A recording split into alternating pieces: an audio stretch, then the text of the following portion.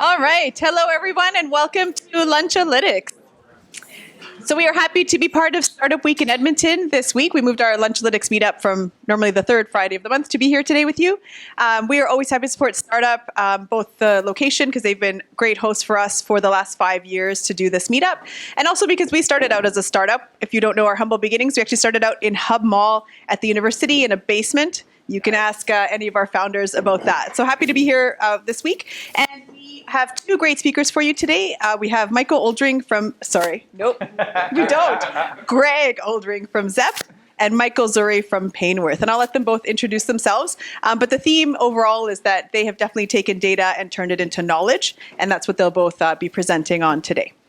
Before I get started, though, a couple of things. We are no longer live streaming Lunchalytics. I know you're going to be sad about that.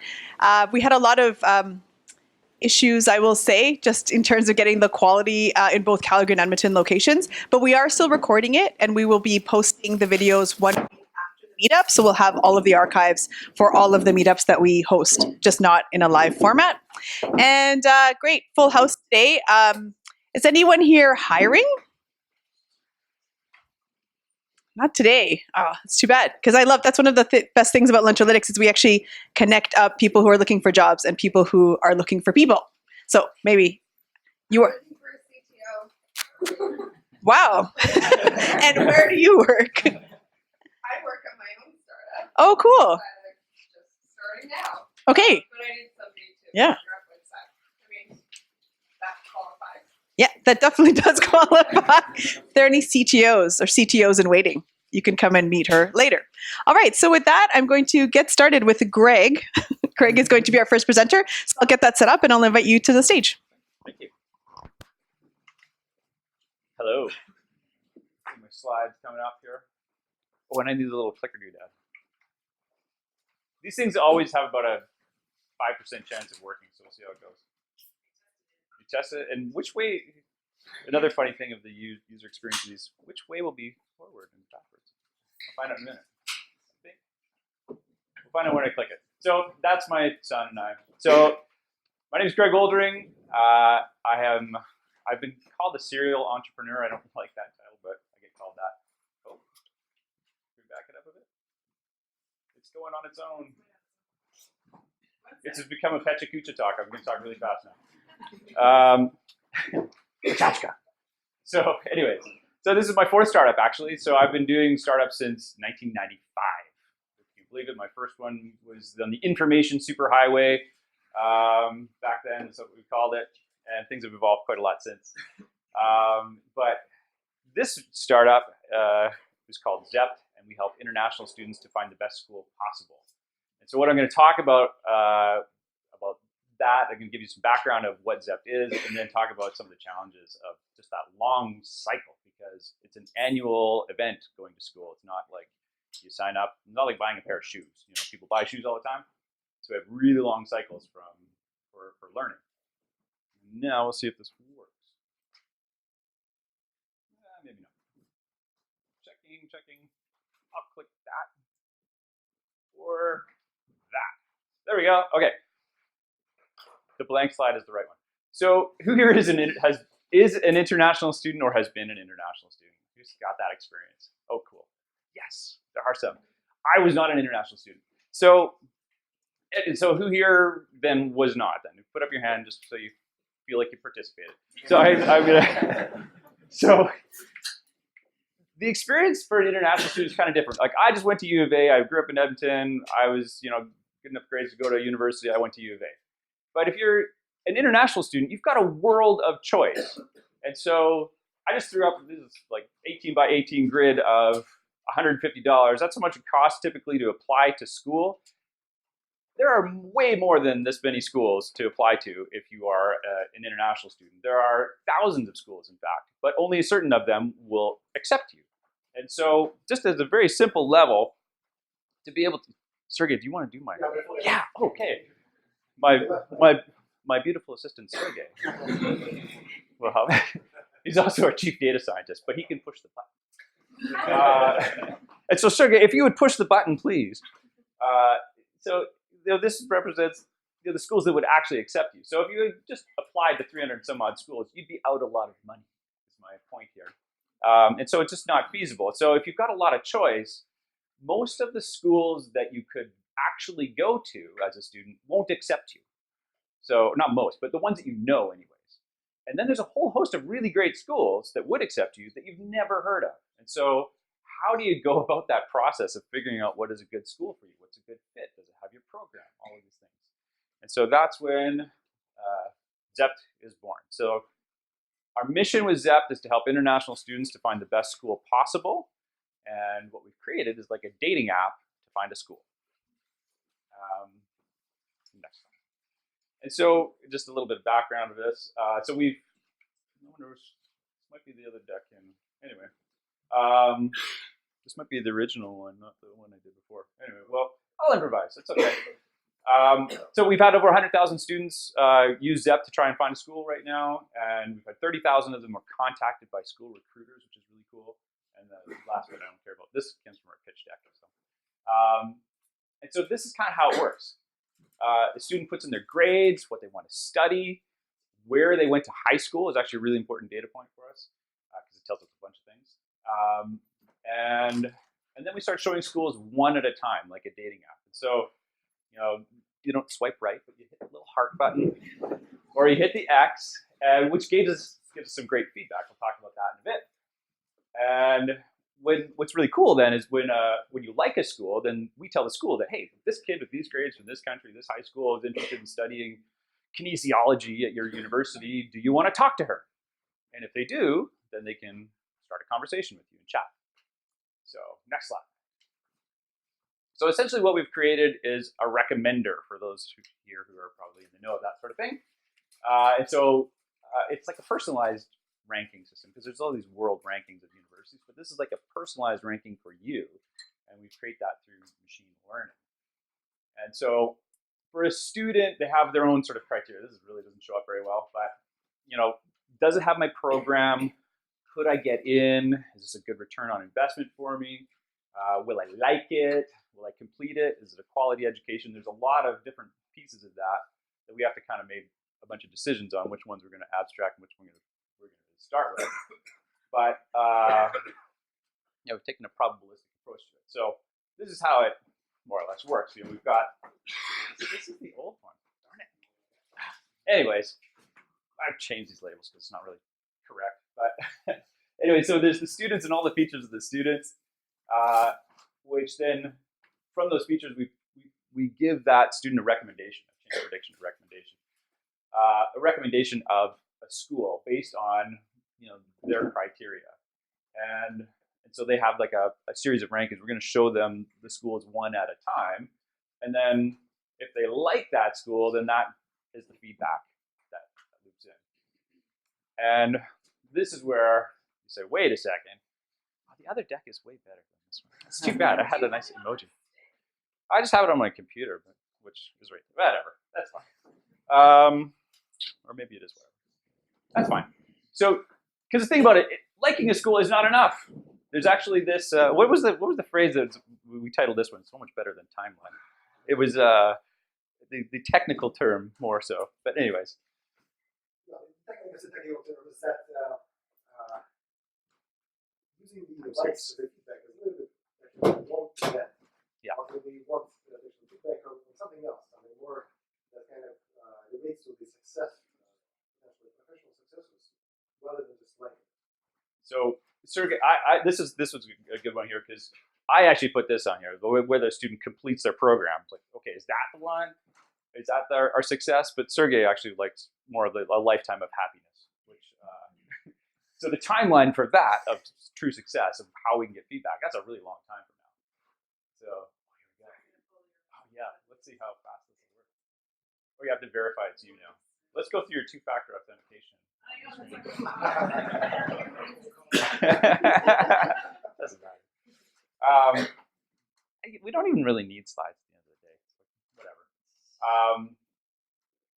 My best sales pitches are actually my best stories about selling stuff is when all of this breaks, by the way, and then you can engage an audience in a totally different way. So yeah, so the timeline actually really matters. So Don't look at this. Don't look at the man behind the screen. The timeline really matters, and because these are the real things about success. So a like ends up being sort of a proxy of. Oh yes, thank you.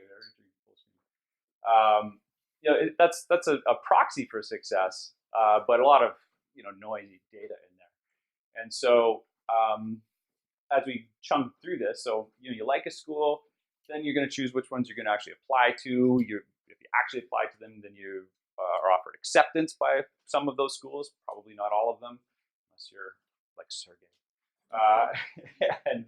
And then you have to accept one of those offers. You have to say, which one school am I going to go to and enroll and so on. And so we're taking this, remember, from the perspective of the student and not so much the school in our recommender. What is best for the student? That actually really matters a whole lot in that process. Because it's, what are my best prospects? It's not whether or not the school was going to accept me. It's just what's best for me. And so in order to deal with that problem, our recommender, it's just this one point in time when you're choosing. But for an international student, all those of you who've had this experience, there's a whole bunch of other horrible, boring, mundane tasks that get in the way of going from the country you started from to, let's say, Canada. So you've got to prepare, you've got to apply, there's all these decisions to be made at the schools and so on. And so what we've done is we've created a checklist for students to guide through that process. And we get more of this data of the points in between. And also, interestingly, I guess we can go to the next slide too, that's how we've changed our business model. So this is fairly recent for us. Our initial business model with this was thinking, well, we would make money off of the interaction between the school and the student. And we made the choice just in the last 6 weeks, basically, say, no, it's a better idea for us to make our business, make our money around from partners. So things like Flywire is probably the best example on here, where they help with wiring your money to pay tuition. So there's 2,000 schools, that you can pay your tuition, and it does a currency exchange. You just pay it in your local currency, and it's there, and it doesn't get lost. That happens.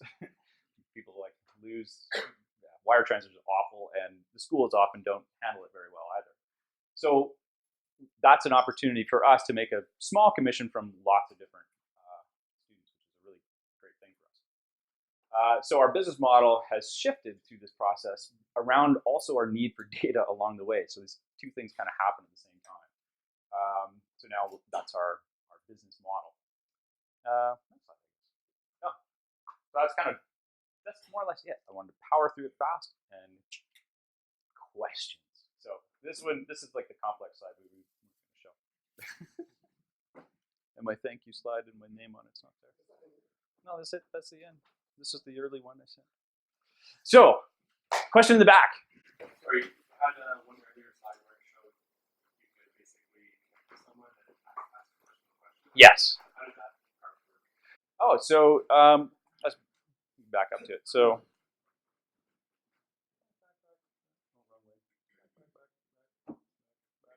There we go.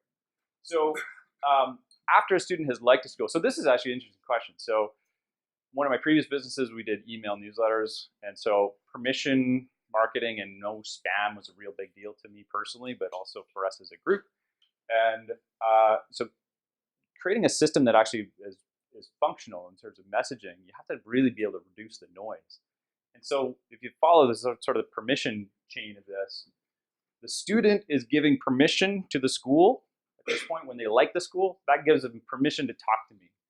Not all schools want to talk to you, though. And so that's the first. So then the school, if they're interested, then they can message the student directly, and it's through in the app itself. So there's a messaging, you just push or whatever, that part. I guess have you ever thought of part of the decision is also the non-school questions, the culture and all this. Have you ever thought of how making a connection to someone who can help? Obviously, these are people with money. Connect to someone who can help them or take to society. That is so much of that whole chain of things there. So there's lots of different opportunities for people to be able to change that experience, or to if let's say you're coming to Canada, you've never been here before, yeah, there's lots of opportunities of the type of school you go to, or services to help acclimate you when you first come. So those are sort of a la carte things, I think, that are going to be coming along. So good question. Yeah. Yes. How do you get around like language barriers between different schools all across the world and different international schools? Great question. So right now the answer to that is we only have English programs on here. So it's table stakes. If you're going to study in English, you have to be able to speak it in the first place. So that makes it easy for us. However, even just in Canada, that's a problem already, right? Like we have schools that have both French and English for the program side. But starting off, most of the international student market is in English, like in terms of the dollars spent and people moving around. It's the big chunk of the market, so we're starting with the bigger piece first. But I'm excited to change that. Yeah. How are you able to get reliable, consistent data from all these different schools? Scrape it. So we have to go and get the data ourselves first, and then provide the means for schools to update it. But that's actually not the hardest part of our business. The harder part is marketing it and getting it into students and getting people engaged, for sure. But it's just grunt work, essentially. Not fun. Yes?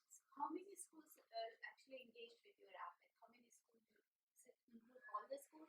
So yeah, that's an important question. So in order to make a platform that really works, this is getting sort of more into the business model. But like for us, with the mission of helping a student get into the best school possible, that means we need to be able to choose. The recommender needs to be able to recommend from all available schools, not just a subset of schools. So, but at the same time, starting out, we couldn't spread ourselves. We couldn't boil the ocean and have every single school in the world on there. So we started with just Canadian schools as a destination, but it's all the Canadian universities and colleges that had English programs. So, and now we've expanded to include American schools as well, and in the future it'll be Australia, UK, and so on. We'll keep marching out from there. But it's important to have all students or all schools on the platform. That makes sense? You said you matched up the best school for the student, Yes. not the best school. So Ah. how do you differentiate those? Well, that's a really great. That's the magic of the machine learning part of it, because for a student, if you have you're just a plain vanilla good student, you've got an 81 average coming out of high school, you're not going to be able to go to Harvard, as an example. That's just not an option for you. So it doesn't matter that it's a great school. And actually, there's a whole lot of other schools that are great schools that you can't go to because it's too competitive for you to get in. And so there's that part of it, of just whether they'll accept you or not. And so within that good enough range to apply, like, are you in the range to be worth applying? That's first starting point. And then there's other criteria to be able to sort of drill down. And then part of the feedback that's interesting then is, of what people like and don't like and where they end up going and so on is really becomes interesting in terms of the model recommending as we go along. Yes. From a product lens, how are you gathering good data from customer discovery process, or I like this, I don't like this. Like, you obviously have some internal pieces of the tool. Yeah. Going out there and asking things when you don't even use the tool. What tools would you strategies use for that? I'll defer to Sergey. It's really the likes or dislikes. That's the main signal for us. Yeah. So it's not like you're going out and interviewing a bunch of international students, being like, "What's going on? Like, is this working? How's that going on?" Etc. I guess that we do that piece. Like we send out the follow-up surveys, the questionnaires, so people can certainly give us feedback. Like the app feedback itself with the app stores. Now, as I said, at this point, the primary kind of knowledge, primary signal is comes from the likes and dislikes. Ideally, we want to push it forward down the string. Next step, I guess, would be the student being accepted to the school. Next step, we can see actually enroll, show up at school. A few years later, if you keep the data, we can say that they've successfully completed the school. So that would be definitely much higher quality feedback signal. This is something we plan to train on. So So there's the feedback. So I think also your question was about the students themselves. Is that Yeah, fair? just like, I mean, definitely the feedback Yeah. piece, and I think as you learn, there's going to be more pieces that pretty much robust story for internal business. Yeah. Right. But also, yeah, like just how are the students interacting? How, if you mentioned if they say yes or no, obviously that might transfer into something, and so now you're making decisions based on, well, these schools are not being liked very often, so what's wrong? What's different? Is it the picture? Is it like the tactical stuff or the strategic stuff? Yeah. How's that going? Well, that all is part of that model. I guess you also have to account for the segment of the students. Yeah. When you're saying, well, this school is not popular compared to, let's say, Harvard, you need to understand it's not popular amongst certain group of people. Maybe it's not popular amongst the top students, right? It could actually be popular within its own segment of class. So they tend to find their own kind of bucketing of stuff, and that's a big part of the challenge for him. Yes, in the back. So the initial recommendations, can you talk about like what data you use to train the model and how much of it can be students? Sure. Okay, so Yeah. because How are we for time? okay. Okay. Okay, so when we talk about the implementation model, the implementation system in general, right? Is probably one of you know, there's two distinct approaches, right? One approach is based on the fact that okay, for a given student, let's find similar students and see what kind of schools they like, and we'll just develop those. So that's what we call the collaborative approach. That's what that is. On the other extreme, you have a completely different approach. So we look at the student, we try to understand what are the characteristics of the student, what are the values of the student, what is preference. So what do they actually want, right? And then we try to see which school out of that thousands of schools most closely matches those set of values. So for that, we also, of course, need to understand all the attributes of the school. So that other extreme is, as people would commonly call it, content-based implementation. So what we are trying to do is we're trying to sort of develop a hybrid implementation. Okay? So the hybrid, of course, we don't want to blankly just take schools that students similar, let's say, you have liked in the past. Instead, what we want to learn, basically, take from that subset of students is their values. So let's say we would understand that these people like similar to you, rather than favoriting the cost of diffusion fee, they primarily focus on the quality of the school. So then, let's say the diffusion fee is less right? So that we can learn. And then combine this with our content-based implementation, we can develop a much better. Much more thorough answer than I would have given. In the front, yes. So, yeah, fine. Yeah. My question is there any limits to the number of likes that a particular user can have?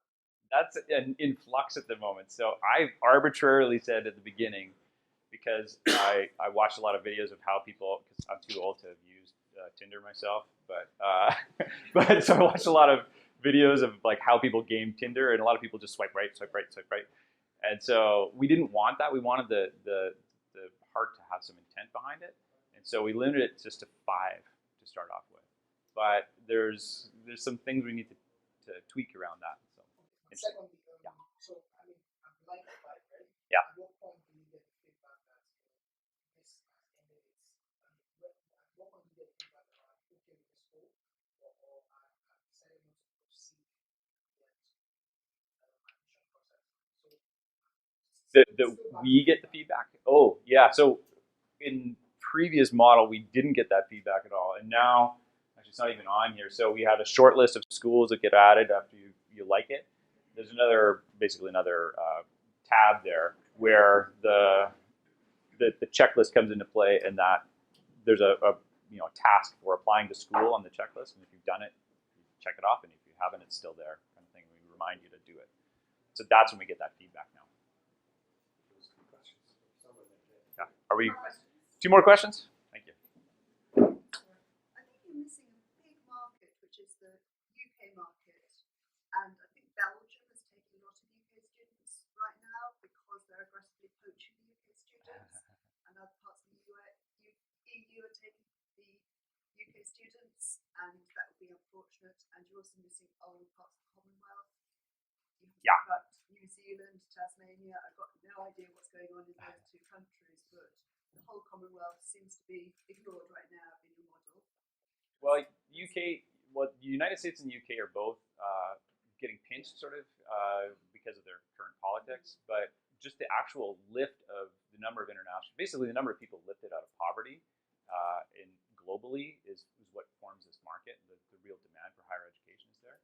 Higher And- education is getting more expensive in the UK, so Yeah. Belgium is taking Yeah. students, so you need to incorporate EU countries into it that are aggressively Absolutely. It's to just UK students. for us, if we spread it too thin early in terms of our marketing side, like getting students that on the platform with some intent, it's hard to. It's just a lot more work and it spreads it thin. But we 100%. We want schools everywhere. And as a mother, my son who gets high 90s, Yeah. best grade, I'd like to see on your list how early dropouts occur at University of Regina, whether students make it through the 4-year Yeah. course or not, because Yeah. that's critical to me. He's a high intellect guy. I want to know whether bursaries are available because he should be getting them. Yeah. Those are two critical points for me as a mother when I'm just Yeah. looking at the universities. Whether they're critical for the kids right now, I don't know. But as a parent, that's the information I'd like to see. Well, that boils into our prediction about completion, which is really important. It is actually a really important feature, and part of that is feedback, which we didn't really get into. Why are we recommending these? And so we aren't doing that well yet. That's part of a project for us of why we're recommending this school and being able to communicate that succinctly enough that people can actually do something with it. It's good. Yeah, that's a very good feedback. So we got a axed. We're around for the event. I've got cards. Thank you very much. Very good, Sergey. All right, so thanks to Gregg for attending today. That was great, and I know you have lots of other questions. So we do try to end at 10 minutes before 1 o'clock to give you some time to network after the two presentations. So before we move on, just a couple other things. We really do want to thank the sponsors of Lunchalytics. Many of them have been with us for some time. So Alberta Blue Cross, Nate, of course, I can't remember that. Dark Horse Analytics was the founding sponsor.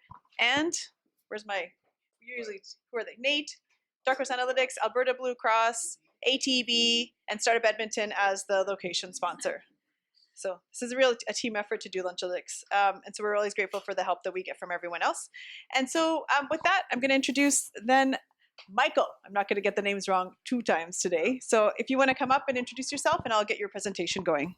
Hi guys, so my name is Mike, and I'm a founder of a company called PainWorth, and I'm really thankful to Gregg for discovering all the technical issues with the presentations today.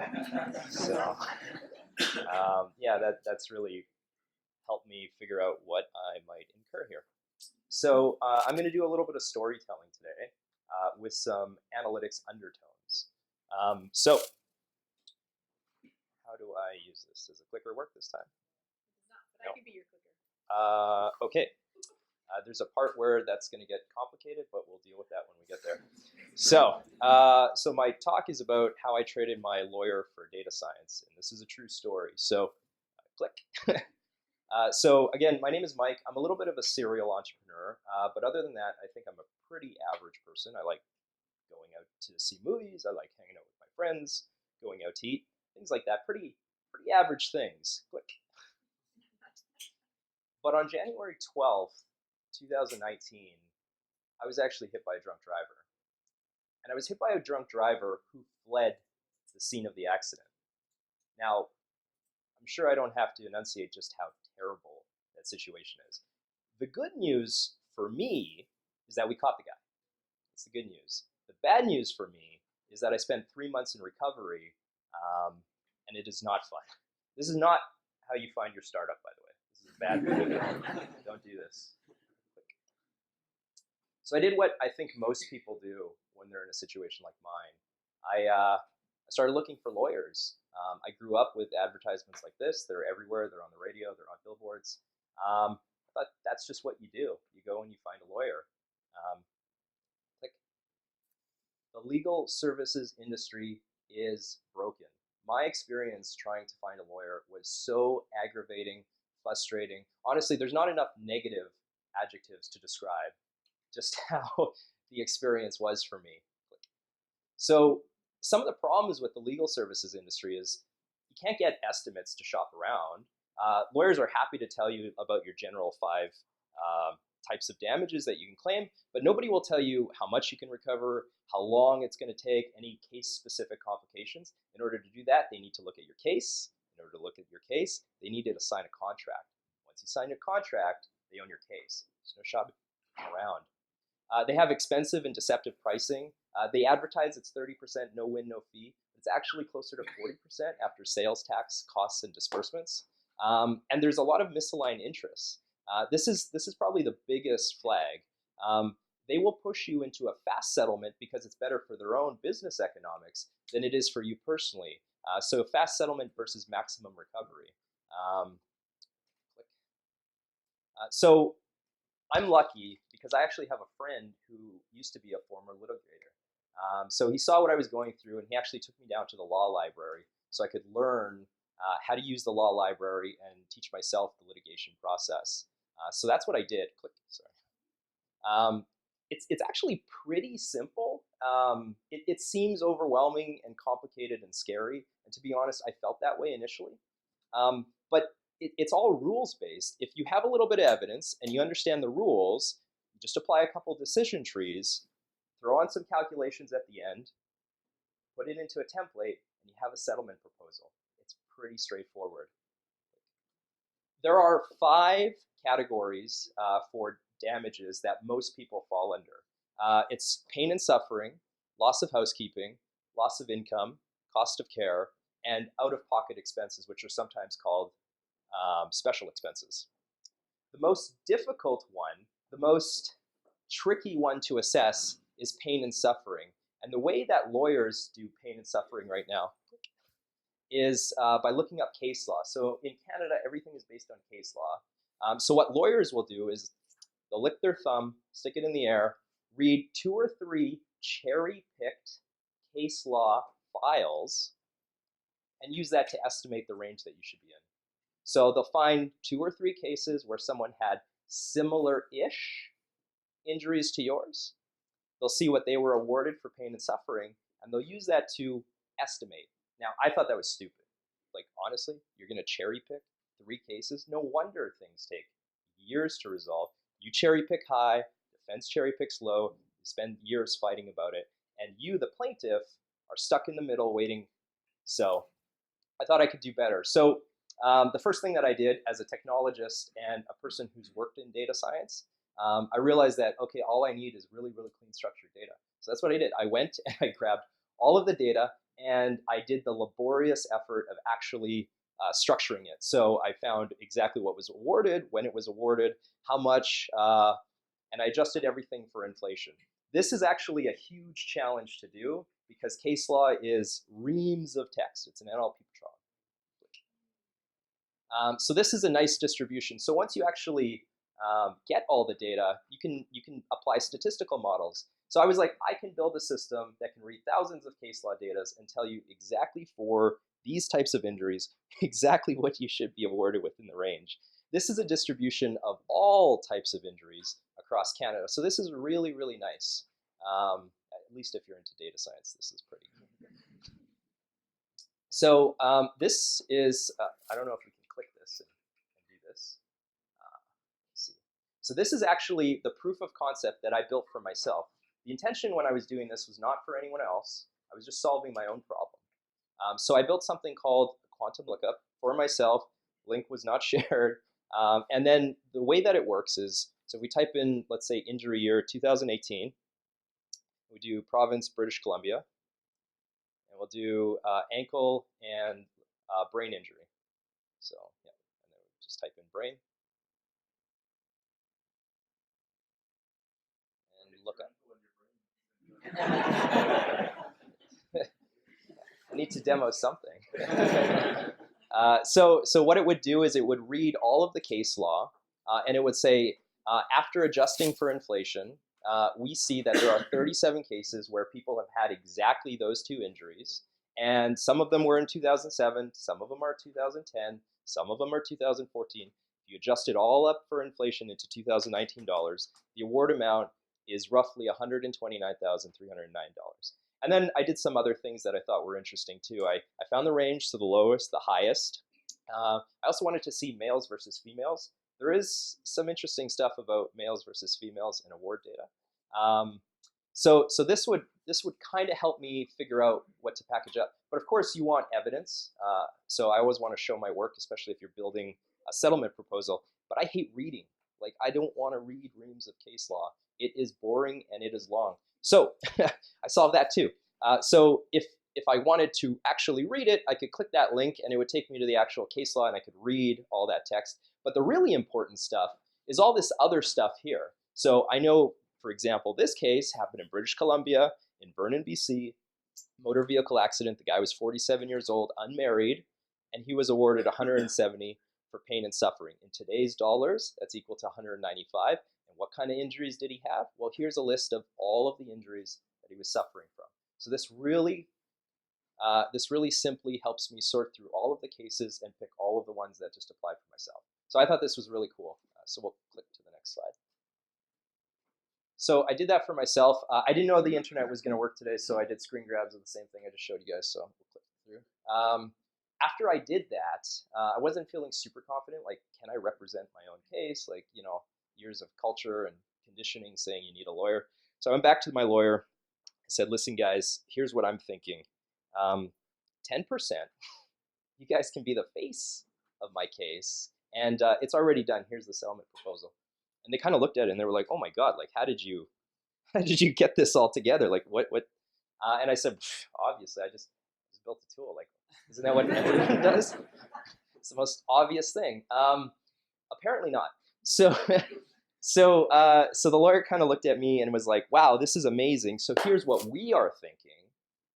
40%, take it or leave it. And by the way, can we use your tool? So anyway, it's just the most ridiculous industry. So I was just like, I don't need to talk to these guys anymore. I'm done. I'm doing this on my own. I started telling people what I did, and shortly thereafter, access to justice groups across the country started reaching out, and they told me something amazing. Apparently, and this is amazing in a horrible way, 13 million Canadians every 4 years are locked out of access to justice because they live in a rural and remote community. They have bad case economics, meaning the payout's going to be a payment plan, $200 a month, and no lawyer wants to take 40% of $200 a month. It's not worth it for them. Or they just can't afford an upfront retainer fee. So I was like, that's crazy. So I actually phoned up my friend, the lawyer, who helped me and took me down to the law library, and another guy who's now my chief technical officer. And I said, what would it take to turn what I built into a full end-to-end solution? We kind of hemmed and hawed, and after looking it over, we're like, you know, most of the heavy lifting is already done. I don't think it would be that much extra work. So that's what we started working on. So we decided to launch something called PainWorth. So this is our logo. And the day that we started was about 4 months ago. And all we did was put up this. We put up just this landing page. This is true MVP, guys. Like, really, really just proving out the market that other people have this problem. And we started getting signups right away. It was pretty incredible. Lots of people actually deal with the same issues that I was going through. The access to justice people were right. It is a huge problem. Click. So this is what a typical settlement structure looks like. Typical settlement, $100,000. Your lawyer will take 40%. You will walk home with 60. But that $100,000 case actually costs $130,000. We have signed up an insurance company, and the insurance company has shared their overhead costs with us. So I know that a $100,000 case costs $130,000, which means that you take home less than 50% of the actual cost of the entire settlement. That's crazy. So if you want to outdo your lawyer, you only need to negotiate better than 60% of the value your lawyer would negotiate on your behalf. That's a very, very low bar to beat. It's a very, very low bar to beat. If you got $61,000, you're better off.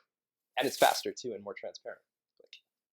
So these are product views for the MVP that we haven't quite launched yet. So I don't know if you want to click that. I also have screen grabs of this too, just in case it didn't work. Looks like we're in a screen grab. Okay, that's fine. We can just do the screen grabs, it's the same thing. So just the next slide. So This is our first ugly baby. It has all the modules end to end, but it works. So they would enter all of their information, including the injuries. It would do everything that I showed you with the proof of concept, but it goes beyond that. It starts calculating loss of income, your special damages. We'll click through again. Your loss of housekeeping. And what's really, really cool is all of these formulas are actually found in case law. These are things that have been litigated. Actuaries have brought these to the table, and we know that they've been tested by fire. Like a judge has already ruled on them, saying like, yep, these are appropriate numbers. So we do all the numbers, we add everything up, and we even do the prejudgment interest, which is a little bit complicated. To get a total claim amount for people. So we'll click through. So that is the MVP that we are launching with. So far, we've signed up over $3 million in total case claim value, and an insurance company with 2 others circling. And we haven't even launched yet. So we're really excited. We're about to release our ugly baby this week to a limited pool, and I'm sweating bullets about it. But yeah, we're really excited because we think there's a real opportunity to help a lot of people. I actually get on the phone with people who do sign up, and I hear their stories. And some of them are stories like mine, but some of them are outright tragic. Some interesting tidbits just about the data, because we've been exploring this data, and I'm not sure, but we might be the first people to look at it this way because it is such a pain in the butt to get. Women, on average, are actually awarded higher amounts for pain and suffering than men for the same injuries, which I thought was really interesting. And older people are often awarded less than younger people for the same types of injuries, which to me strikes me as odd because under the law, this is just for pain and suffering, so it should be fair. And 72% of pain and suffering awards are actually for more than $50,000. So if you go to trial, the one head of damage for pain and suffering, and remember you have 5, is probably going to be over $50,000, which is really interesting. So click. So if you guys want to sign up for the beta, please do. You can sign up at PainWorth.com. And I noticed that we have the Cybera Fellows out today. So the Cybera Fellows is actually an award that we won over the summer, and we got these 4 really great people helping us out. And thanks for coming out, you guys. So yeah, thank you all, and I'll take questions.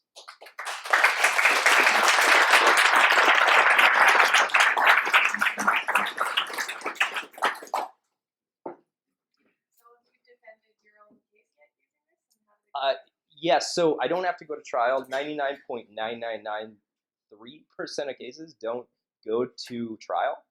Most of them are actually settled in settlement between you and the insurance company or the defense.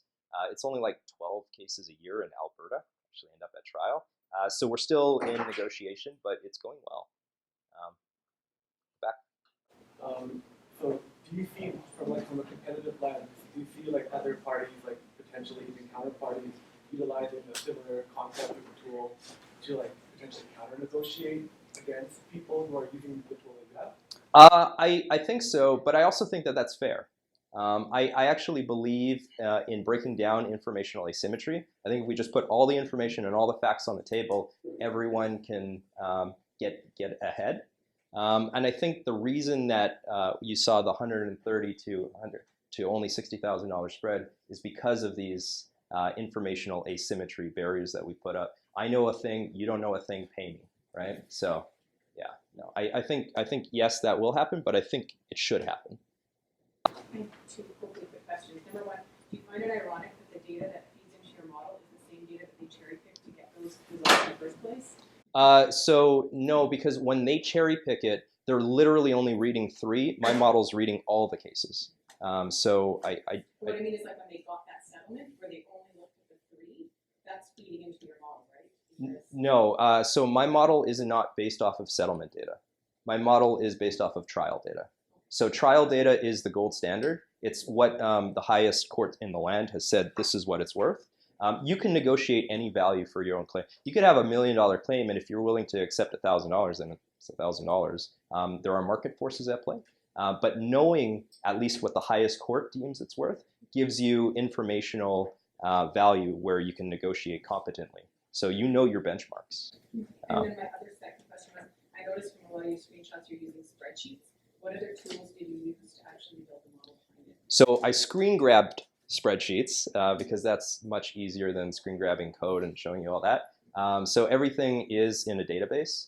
But yeah, for our very simplistic first one, that was just a screen grab from a CSV, which is a lot of the raw data, but not all of the data. Yes. Oh, I'll go there. And does it take into account like any government kind of laws about, like, for example, like in Alberta we have a soft tissue cap, yes. Things like that. Would it show that, okay, if your accident is in Alberta, you might only be limited to this because of this law? Yes, so you are absolutely correct. So there are a couple different laws in different jurisdictions, and there are also different laws for different points in time. So for example, if you had an injury that you're still fighting, but the injury happened in 2003, you are outside of certain caps that were implemented in 2004. Similarly, in Alberta, if you had an injury in 2017, you were outside a new cap that was updated in 2018. So we are very mindful of that, and we do take that in as you're filling out like what happened to you. I know what happened to you, and then it's really just slapping on rules at the end. So you do the calculation as if those laws don't exist, and then at the end we say, okay, and then factor in the fact that you're in Alberta and it happened in 2018, and the injuries are capped injuries, and it looks like your period was less than 6 months. If it is over 6 months, though, you end up falling into something else called chronic pain if you're still dealing with it. So yeah, we're mindful of that. It's not perfect yet. Ugly baby. Yeah, so. How are you getting offers from lawyers or legal teams wanting to buy it? If so, would you consider partnering or selling it to? So it depends about partnering. No lawyer has offered to buy it from me. Several lawyers have offered to use it. Insurance companies are interested in using it, and I was very skeptical about allowing them in, but there does seem to be some benefit to allowing both parties at the table with pure informational transparency. So we're exploring that, but hesitantly right now.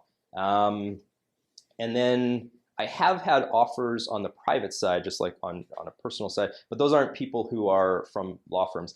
I've also been fairly private about it so far. Most people who know about it are people who know about it through word of mouth or they're on my mailer. The people who found us tend to be people who found us because of word of mouth from someone who's on our internal mailer, which, by the way, if anyone even cares a little bit and wants to be on that mailer, it's totally transparent. There were like so many going on right now. Curious about the effects on the settlement value. So, you know, when you create your bell curve and you're like, okay, this is the number that you should be reasonably getting, is there perhaps a shift to the bottom as more people go to that average, and then the effect on what settlements actually happen? Or is that mitigated to some degree by, as you say, like the gold standard structure? To be determined. Yeah. I mean, so like your question is specifically around settlements, and settlements imply like you've gone through the process and then so you've negotiated something. Like, this is how much your claim is worth based right. on the average of these. Yeah. Or is it this is how much it's worth based on the caps that you could? Oh, I see. Okay, so your question is whether or not I'm spitting out numbers based off of what it could be.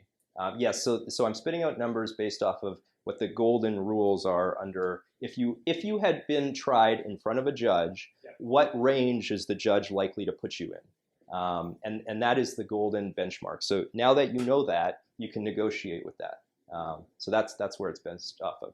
The rules, so even judges have to follow rules.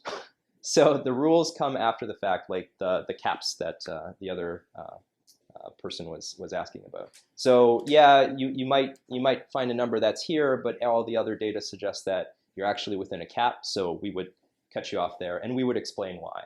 Our whole thing is information transparency. So we show our work every step of the way, including if we impose some sort of rule on you. We say, yeah, it's because of this legislation right here. There were two over here. Oh, okay. All right. Are you trying to know a little bit more about your revenue model? Like, how are you going to be making?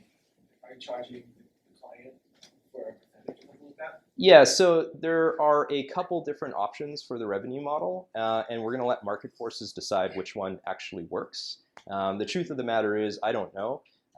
We have options. So options include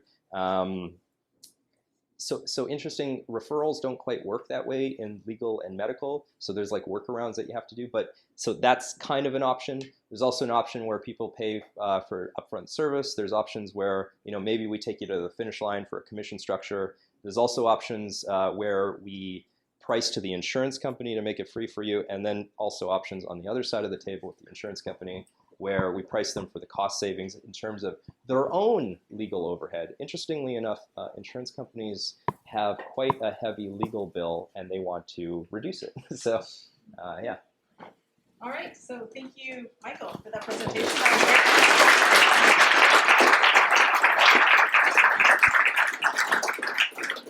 All right, so again, thank you all for coming today. It was a really full room. We were excited about it. How many of you were here for the first time?